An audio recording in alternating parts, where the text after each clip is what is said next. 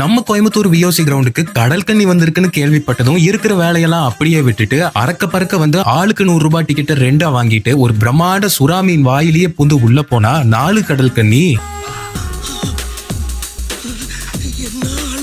சாதாரண கண்ணியே விட மாட்டாங்க நம்ம ஆளுங்க. இப்படி கடல் கண்ணியே நேர்ல வந்தா உசுரே நீதானே நீதானே.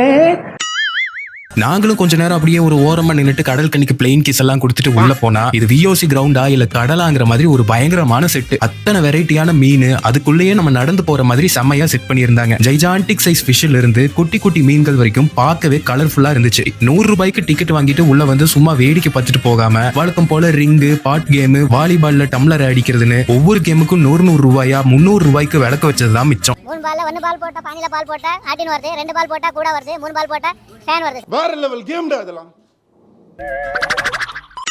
ஒரே சான்ஸ்ல 5 கிளாஸ் அடிச்சா கீழ வந்துச்சா கைவே.